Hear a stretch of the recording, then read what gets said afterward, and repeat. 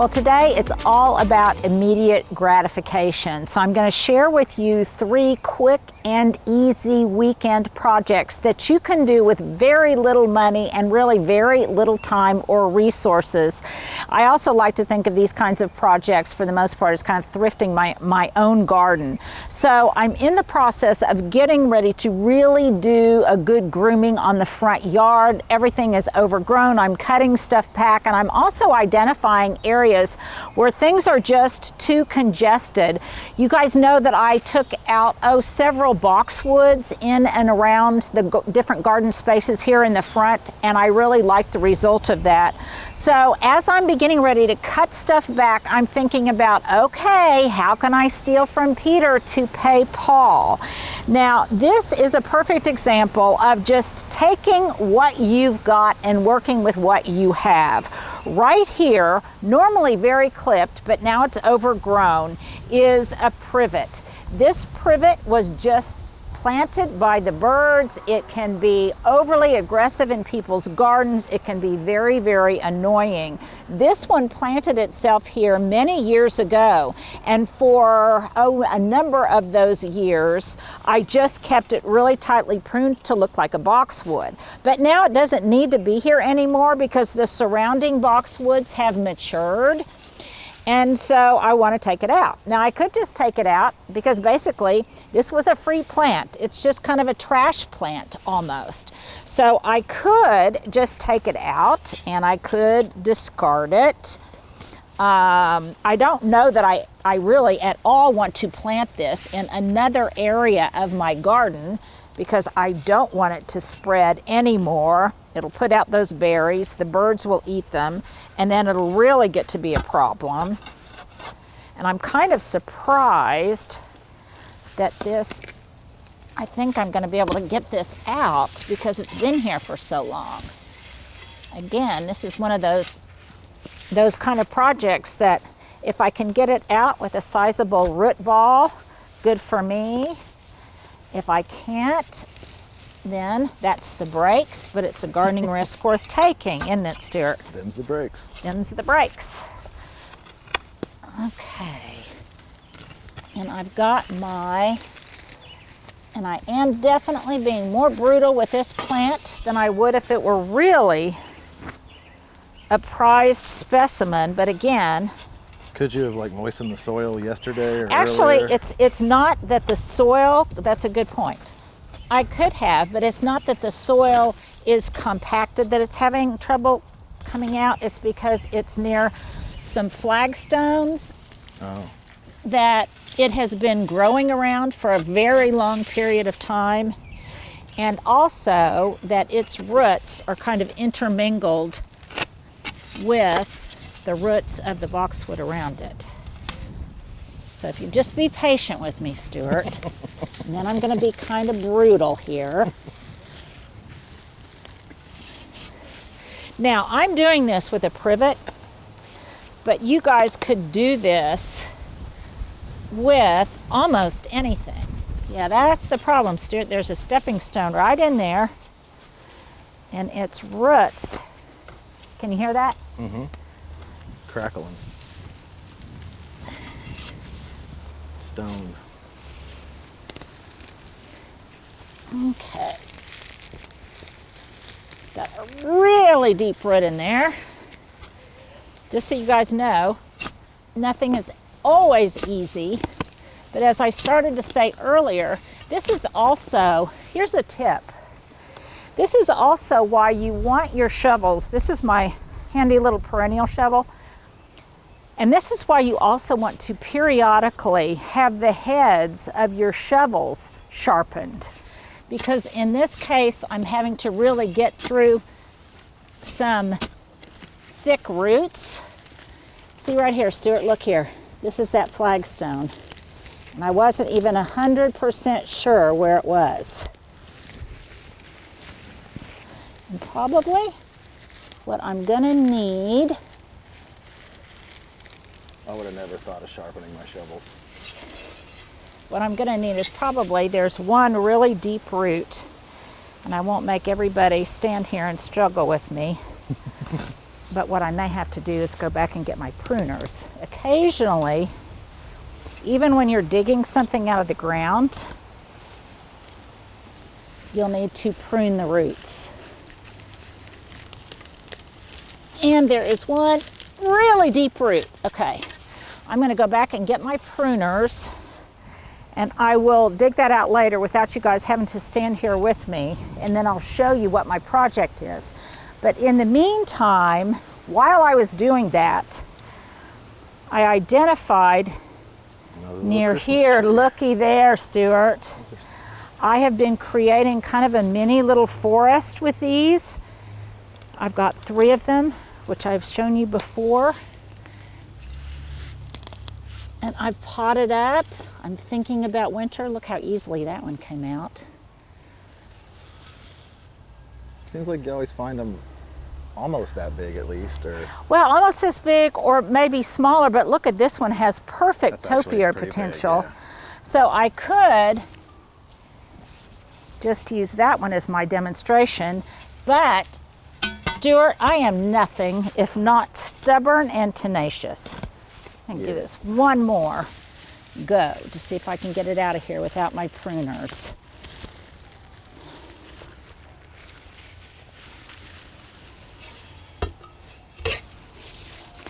Don't let your plants boss you. You do say that. By golly. You can tell, oh, there's the root. I felt it. Ah, that was very satisfying. Now look here. There's a pretty good root system on this, but because it had been in here for so long, and this was one of the reasons it was difficult to get out, because it was against this flagstone paver. That's part of my stepping stones in here. So because it had been there so long, it had really put down some deep roots. And even though I did have to really be brutal in digging this out, nevertheless, I think it's going to be fine. So in an ideal world, what I would do if I wasn't doing this on camera is I would take this and I would put it in a bucket and I would really let it hydrate overnight. But because I want to show you what I'm going to do with it, we're just going to go to the back. This is my bonus project. Okay, Stuart, let's head back this way.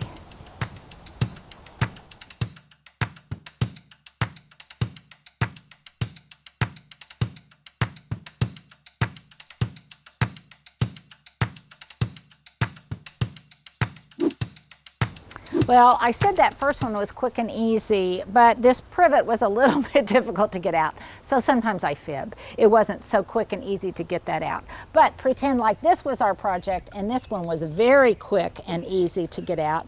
And actually, even though it doesn't look like I got much of a root ball, I probably got a sufficient amount, and this was pretty much all there was. So this one is quick and easy, and I'm just gonna go ahead and pot this guy up. I just have potting soil, some of my potting blend that's in my trusty wheelbarrow, my trusty steed.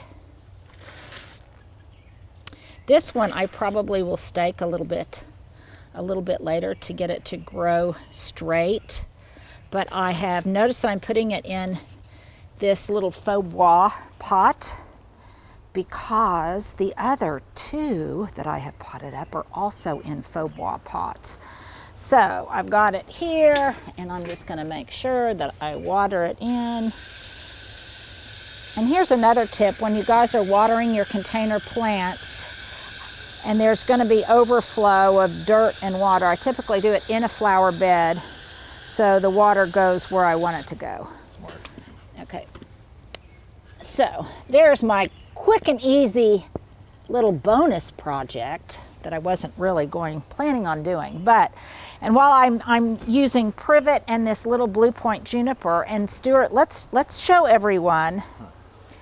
This here is what this started out just like.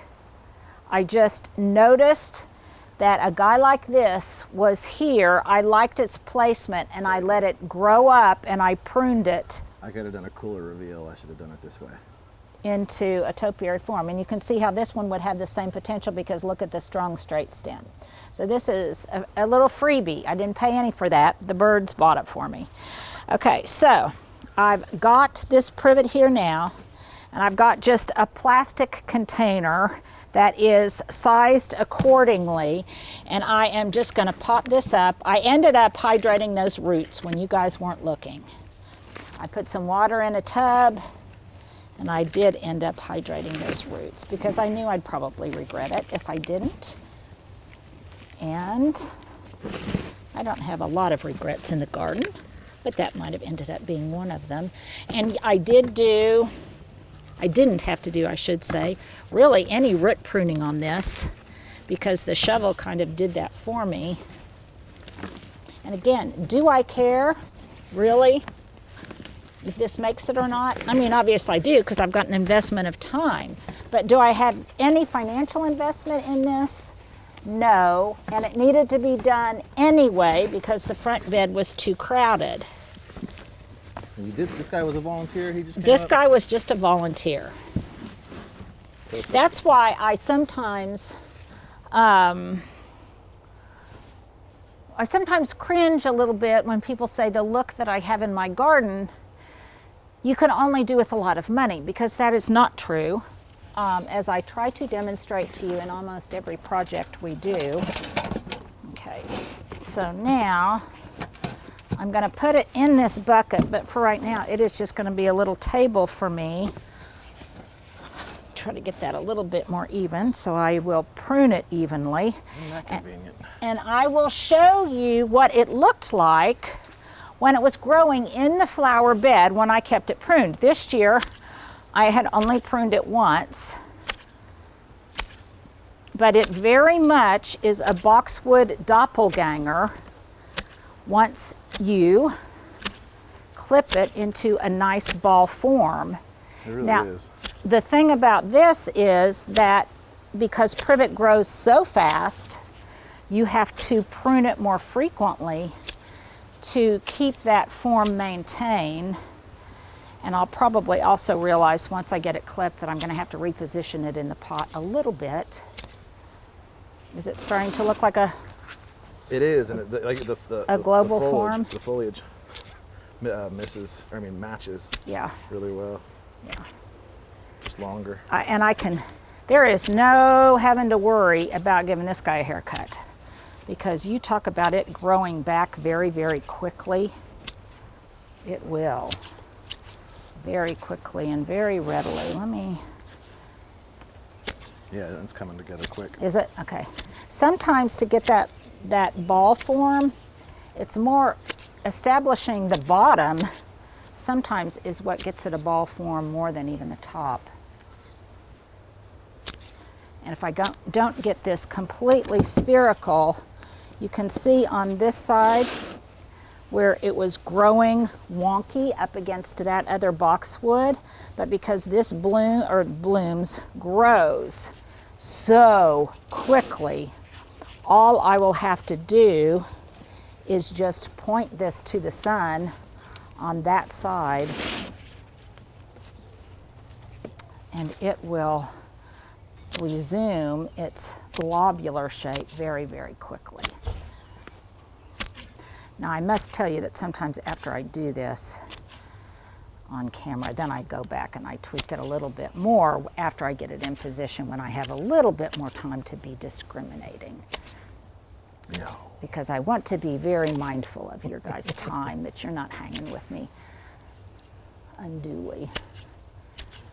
I kind of think they enjoy it. Okay, this is very satisfying, isn't it, Stuart? It is. It's very, very satisfying. These are I almost think the word satisfaction might need to be in the title or something. Yeah, really. It's just immediately gratifying. Gratification. Trash into treasure. Now again, I say quick and easy, depending on the scale of whatever your transplant is. For you, you might dig up a hosta and decide to put it into a pot because it's not happy in a flower bed, and you know it will thrive in a more congenial container environment. And if that's the case, then that's great. Look at, see how great it looks from that aspect, Stuart? It does look good. There. I'm sure you guys are probably seeing some cuts that I'm not seeing because... Yeah, I always figure that's what's going on with everybody. Yeah. Like, when's she gonna get that one? When am I going to get that? I know. That one? And I'm aware of that. It's just sometimes I can't kind of see it from where I'm standing. They're all yelling at the screen. Yeah. Okay. So here is, Stuart, have I done a question of the day yet? I don't think so. I don't think so. Here's my question of the day. If you were going to dig up something from your garden and put it in a container where it will be happier, what would it be? Would it be a hosta? Would it be a volunteer of something, a volunteer tree? Would it be an annual that had gone to seed? Okay, that's good enough for right now. So, this is what I mean. I'm going to go ahead and water this in really well. Ah, crash.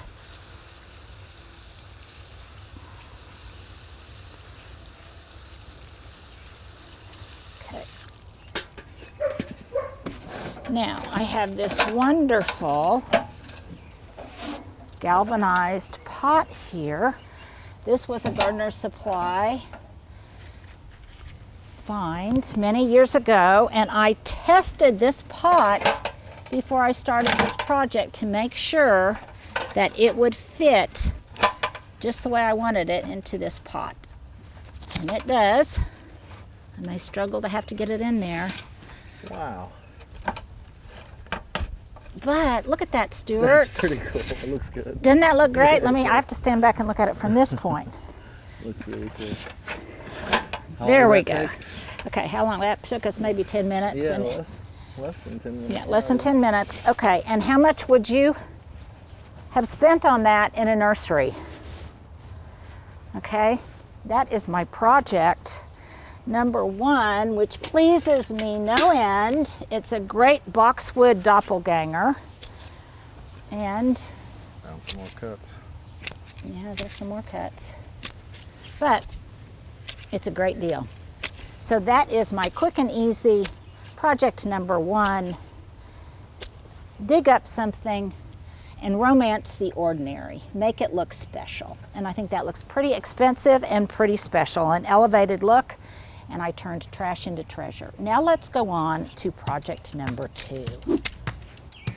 Well, project number two involved a trip down the street. I love being able to say that, literally just 2 blocks away, to Brick's Nursery. And I bought some different things for this next project in addition to some of this Golden's Joseph's coat for another project. But Stuart, come this way, and on the way we can point out Hub's pretty little boat, his canoe, his blue canoe, which we take out a lot in the fall. Not so much this, well, it's actually a pretty cool day, but usually we use it more in the fall. He's getting ready to go on an adventure. It's unseasonably cool, wouldn't you Yes, say? it's unseasonably cool, and we love it, don't we? Yes, we do. Stuart's only seen 2 mosquitoes, Stuart, I think even one. even one. Just one. And that, But I went just- and sprayed because of it. I had to chastise Stuart.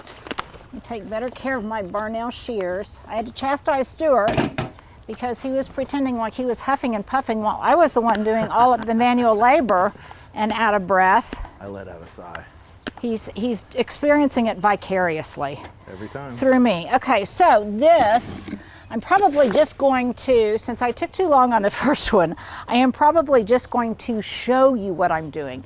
This, again, immediate gratification, so easy, and it can be very personalized to what it is you like to grow and eat. And that is taking one herb, one really statement-making herb, in this case I used fennel, and then picking an appropriate annual to do kind of a skirt around it. Now in this case I also added some sage, but I could have easily done just all of this purple coleus which will just be beautiful. This will keep getting bigger and more glorious.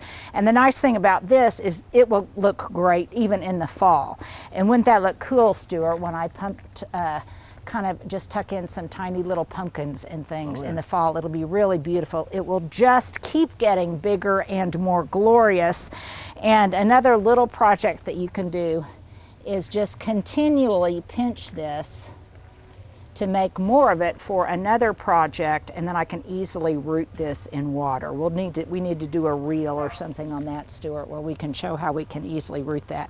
So in this case, and I won't go through the entire planting process, but here are some other suggestions I might make. So I am trying to limit the type of pots that I have to largely just all dark pots, mostly terracotta, even Italian terracotta, and concrete. So I had a large terracotta pot that is just empty. Something died in it, and I pulled it out. So I think for this, I just went up to bricks, and you can take one statement-making herb and plant it in the middle with a skirt of annuals, or conversely, you could put the annuals in the middle, a statement-making annual in the middle, and by statement-making, I just mean something that will get taller, and then you can do a skirt of herbs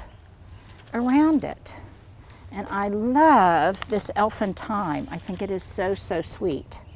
And I'll show you in another planter where it has come back.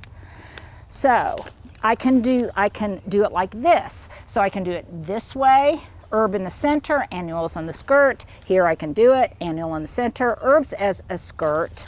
But I could also do it so many different ways. And you guys tell me what you would do. And again, this does not have to be expensive. Like right now, I've planted out some of my tomatoes, but I've got within my tomatoes some dill that has just, excuse me, Stuart, that has just gone to seed in here. So I've got some dill in here. I could dig that dill up and put it in the center as my statement, and then plant some annuals around it. Something in yellow would be beautiful. Or I could dig up something else. I could dig up a volunteer tomato. I could dig up all sorts of things from my garden, put it in the center, and then plant some inexpensive annuals around it. The other thing, you guys, is to make it even less costly is you could do something like this, where you have something in the center.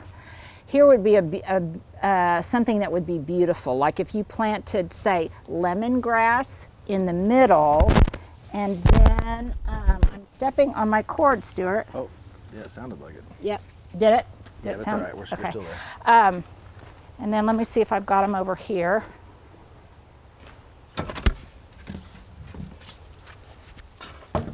Did you see that? I almost did that yesterday. It's such a cartoon move. It is such a cartoon. I'm sorry, you guys. Today I am just making all sorts of faux pas. That was like a cartoon. We need to put that on our blooper thing. Yes. Yeah. But I digress. As I was saying, you could put something kind of You played it off well. I played it off well. Yeah. You could put something kind of grassy in here. You could put like a bay tree or something in the center. And then if you wanted to make it even less expensive, then just get a packet of low-growing annuals, a packet of seeds, plant it around the base and let it spill out over the side. And that brings the cost down even that much more greatly. So there are just all sorts of ways that you can make some fabulous container plantings. Sometimes, yes, it's a little risky because you might hurt yourself. But you definitely can do some really magnificent container plantings that will go all the way into fall through a brutal summer. So that is my project number 2, put together some herb annual container plantings. Now let's go on to my final project, hopefully uneventful and no one gets harmed, my final project number 3. Well, the good thing about plop-in color like this geranium is you can just literally plop it into a container and it's immediately beautiful, at least in the moment. So I had a hanging basket that I took the hangers off of, and then I plopped it into one of my Kobo baskets that I love. And so it was great, and it looked good for a while, but now it's not looking so good for a couple of different reasons. One, because I haven't tended to it. So this is my project number 3. Tend and, if necessary, repot one of your hanging baskets. All too often, and I am so guilty of this as well, we get a hanging basket like this, we put it in a container, and then we just kind of leave it alone and we don't tend it because we just kind of think of it as decor instead of a living, breathing plant. And so in this case, what we're going to do is remedy that, and we're going to clean up this neglected geranium that has been in my garden.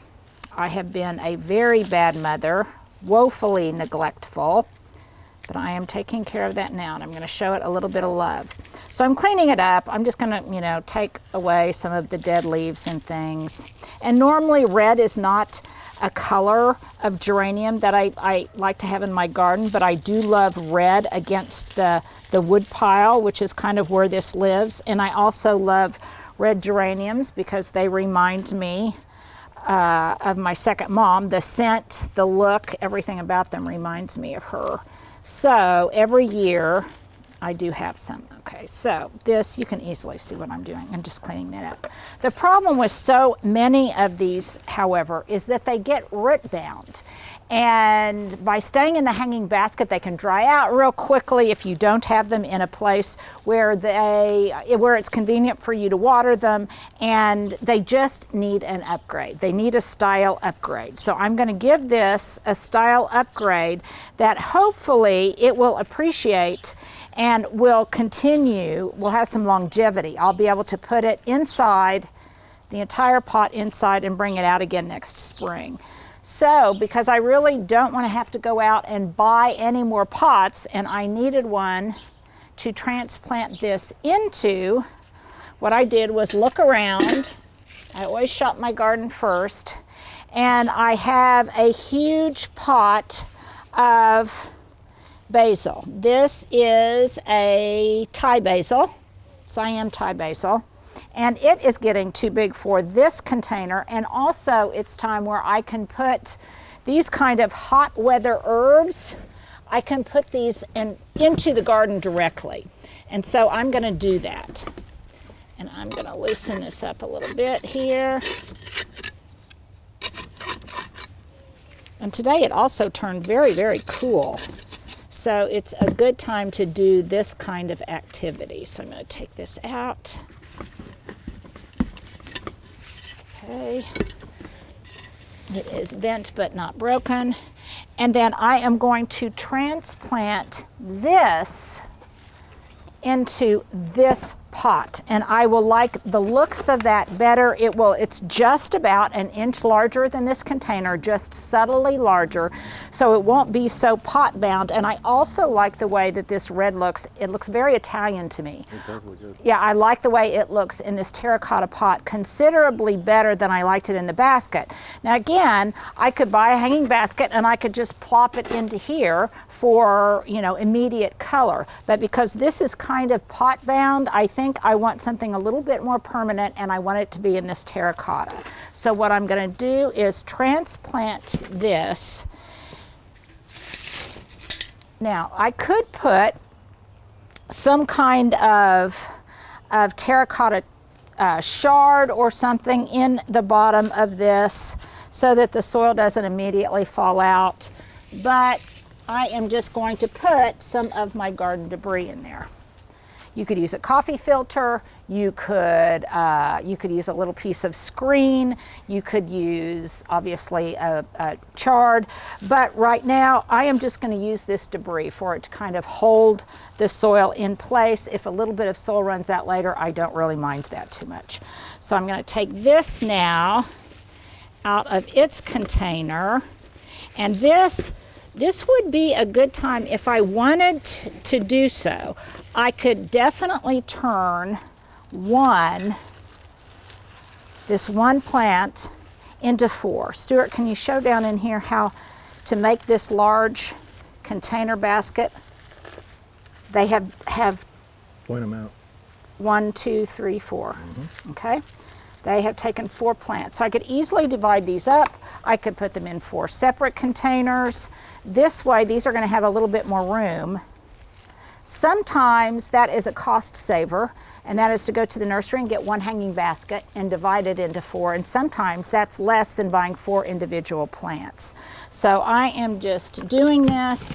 And by the way, I think if there's anyone out there that hasn't done this, that has a poor plant that's in an unsightly plastic container, and you know you need to put it in something more beautiful and you still haven't done it, if there's anyone out there that's a true gardener that hasn't done that, then I might think you're not a truthful person, because we have all done it. I have done it many, many times. Now, if I really felt that this plastic pot was big enough, there's nothing wrong with using plastic pots and then putting them in a more attractive container, but I really don't like the look of plastic in the garden. So for me, this is just what I want to do. Now, not only does this have more room to put out root growth, but it's also opening up the middle a little bit to get a little bit more airflow. And I am going to be very conscientious in making sure that I check periodically for budworms, because budworms love geraniums, or pelargoniums, I should say. And probably what I'm also going to do is I'm going to mulch this in some gravel, because these guys really don't like to be overwatered, so I want to be careful that I don't overwater it when I'm watering other things that have to be watered on a daily basis. Got a little bit of that dust into my lungs, Stuart. Okay, now I'm going to water this in. Typically, I don't like to get water on the leaves themselves, and I think they don't really like it either, but in this case I've made kind of a mess, and on its inaugural watering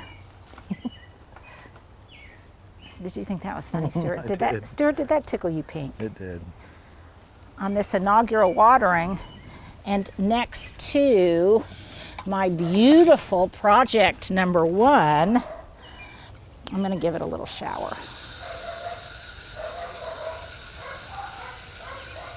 The dogs are getting frisky, Stuart. So there is my 3rd and final relatively quick and easy project, and that's taking something that you've got in a plastic pot and putting it into a more long-term attractive container.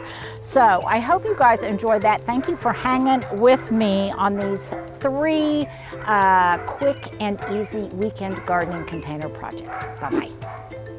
Well, if you've held on this long, here is my outfit of the day. I'm kind of full on Martha Stewart today. Do I kind of look like Martha? You do. My sunglasses are Armani Exchange. I think I got these at Nordstrom Rack.